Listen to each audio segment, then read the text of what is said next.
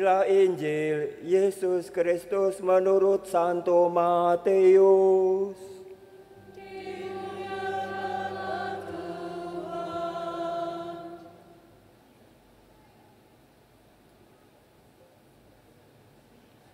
Bab 5 ayat 1 sampai 12a.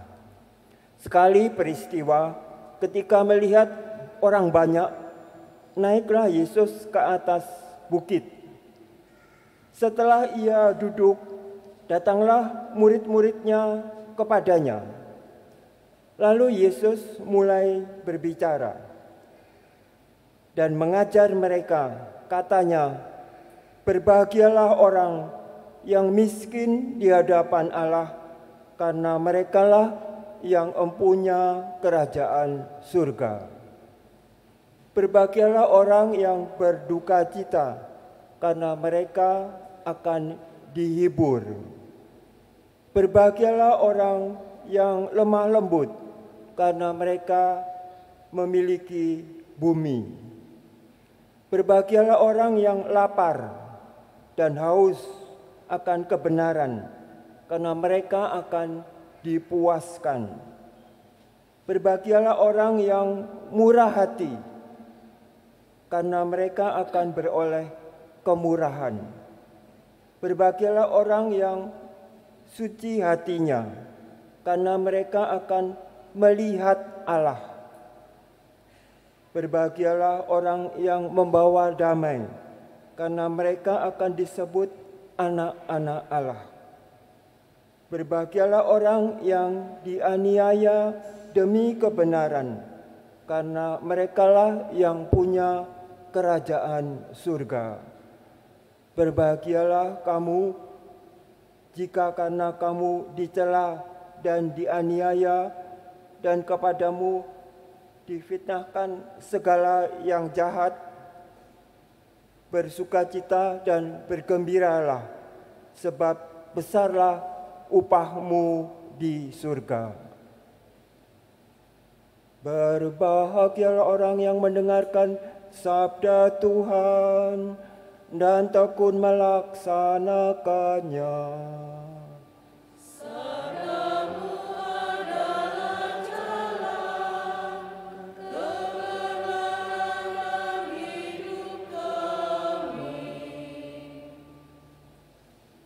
Semoga oleh sabda Tuhan diteguhkanlah iman kita.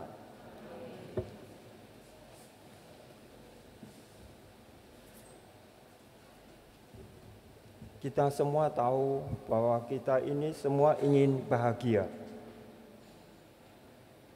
Tapi bahagia itu juga menurut pendapat masing-masing.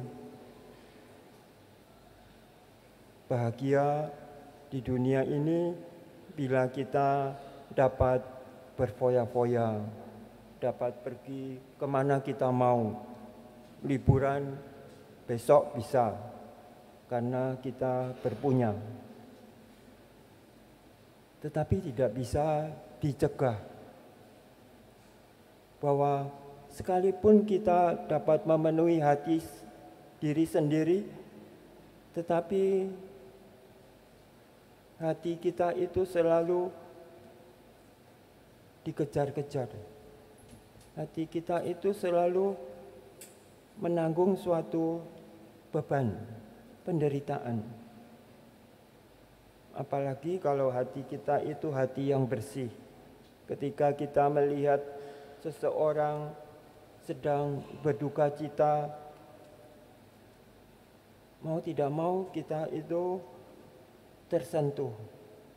Atau bila ada orang yang lapar, pernahkah kita melihat bahwa ada orang yang mencari makan di tempat sampah itu? Ketika menemukannya, mereka makan begitu saja. Ada.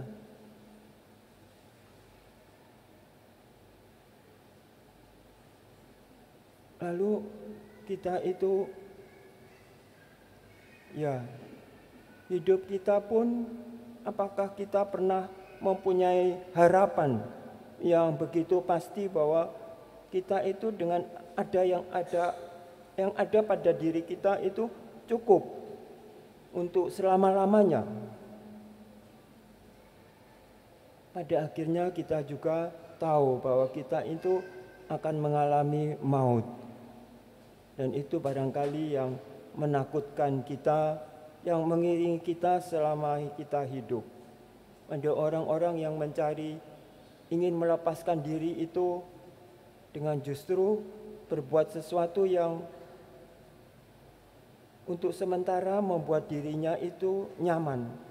Sementara terjadi, kita itu pengikut pendengar radio, pemirsa di TV, berita-berita itu kita baca atau kita mendengar dari teman, dari sahabat.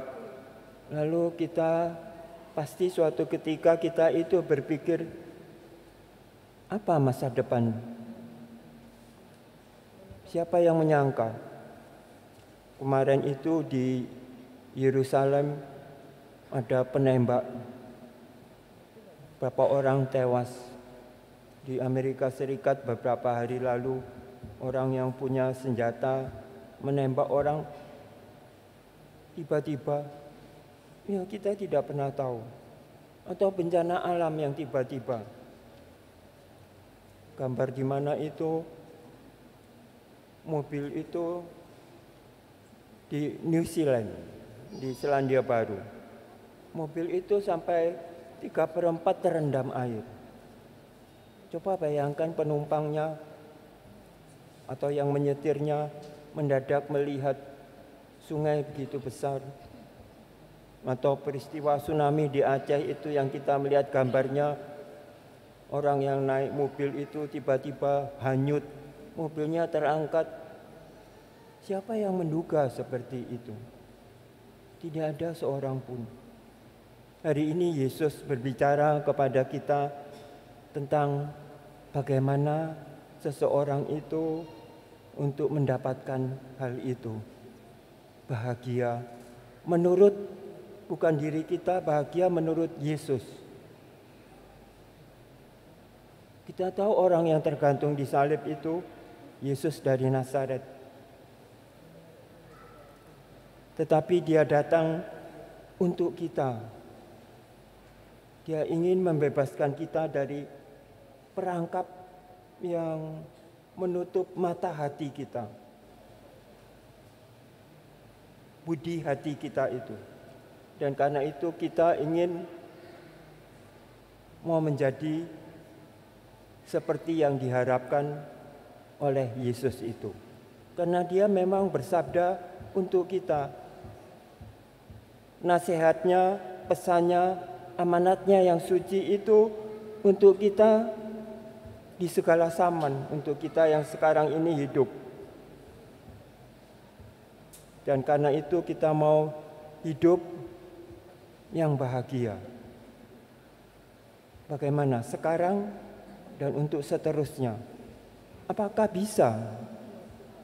Di dunia ini kita itu selalu mendapatkan penggodaan.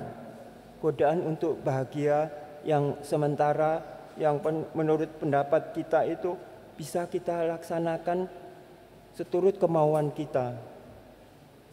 Tetapi Yesus hari ini berbicara tentang bagaimana orang itu berbahagia. Orang itu berbahagia bila dia melihat sesamanya sedang dalam keadaan yang susah. Karena itu, supaya kita sehati dan seperasaan dengan orang yang susah dan menderita itu, kita perlukan satu hal. Mungkin itu sudah disebut salah satunya oleh Nabi Sefanya yang hari ini bersabda kepada kita, hendaklah kita rendah hati.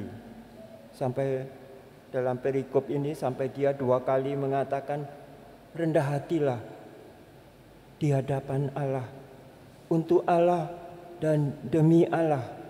Rendah hati.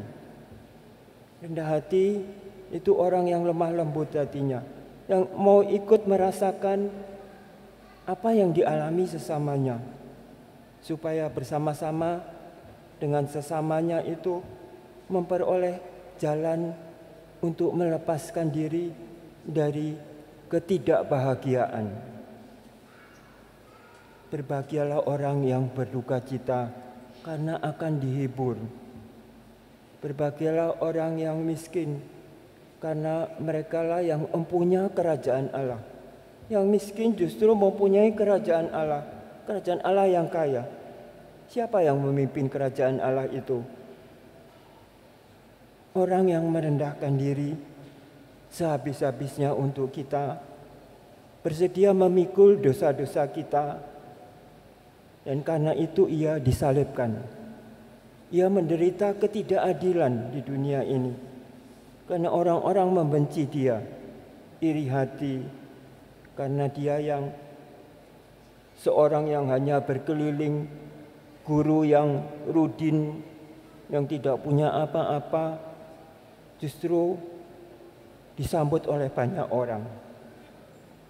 Ahli-ahli Taurat dan orang-orang Farisi yang mapan hidupnya merasa terkucilkan. Justru imam-imam menghendaki kematiannya. Dan karena itu ia ingin agar kita menjadi serupa dengan dia. Jadilah rendah hati dan lemah lembut, karena bebanmu tidak ringan, bebanku juga tidak ringan. Karena beban yang Yesus pikul itu saat ini dia pikul terus, karena dia itu abadi.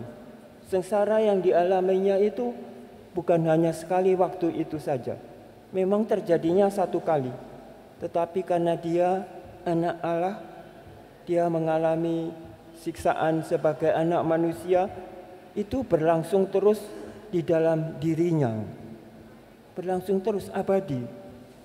Karena setiap manusia yang berdosa di dunia ini kapanpun akan ditebusnya bila percaya kepadanya, bahwa satu kali perbuatannya itu tidak sia-sia untuk menunjukkan bagaimana manusia sejati itu seharusnya. Ingin agar bersama-sama dengan setiap orang sesamanya itu memperoleh kebahagiaan. Karena itu di akhir sabda bahagia itu ia mengatakan, barang siapa dianiaya demi kebenaran, demi aku, ia akan memperoleh kebahagiaan yang abadi itu bersama dengan dia. Sabda bahagia itu kita inginkan, tetapi sabda bahagia itu sekaligus adalah suatu yang harus kita usahakan, yang harus kita kerjakan untuk mencapai kebersamaan dalam bahagia itu. Tidak bisa kita itu bahagia untuk diri kita sendiri, tetapi bahagia bersama-sama. Karena itu kita bersyukur hari ini sabda bahagia itu, supaya kita menemukan jalan itu, jalan kebahagiaan itu. Bila Anda tahu apa artinya kelaparan, kehausan, karena ingin kebenaran dalam hidup ini, lihat di pengadilan di Jakarta itu ingin ada keadilan dan kebenaran bagi mereka yang terhimpit hidupnya, mengakui berdosa kesalahannya, tetapi mungkin orang mengira dia itu berpura-pura. Seringkali kita itu punya pendapat untuk menjatuhkan atau untuk menghakimi sesama kita. Karena itu kita bersyukur hari ini pesan Yesus itu hendaknya kita tanamkan dalam hati dan budi kita, supaya kita berbuat segala sesuatunya dengan kerendahan hati seperti Dia. Satu untuk semua, semua ini untuk satu. Amin.